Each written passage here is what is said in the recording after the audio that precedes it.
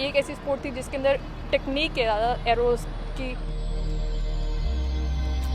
आवाज़ से जज कर लेते हैं कि एरो ठीक है या नहीं गया।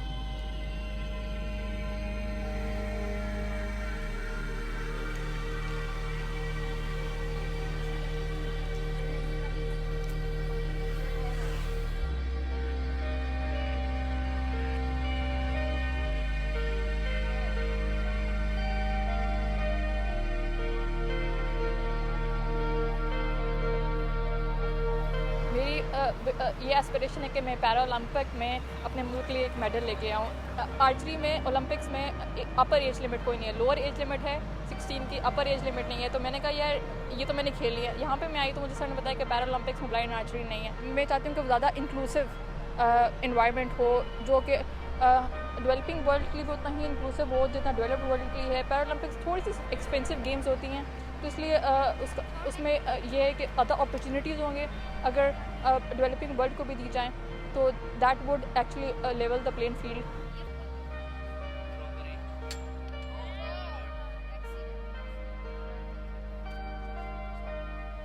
मैंने जब ब्लाइंड बच्चों के साथ काम किया, स्पेशली फीमेल के साथ मेरे 2 साल लगातार काम किया, तो मैंने उन 2 सालों में मुझे दिखना हो गया। मुझे उससे पहले मैं समझता हूँ दुनिया नज़र नहीं आती।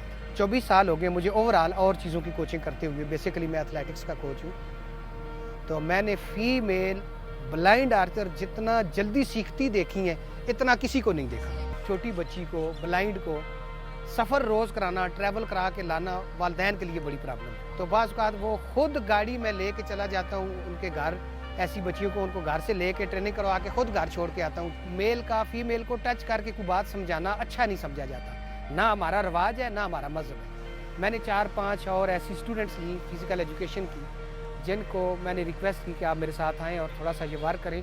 मैं समझाया करूँगा, आप इनकी बॉडी पोजीशन ठीक करा दिया करेंगी।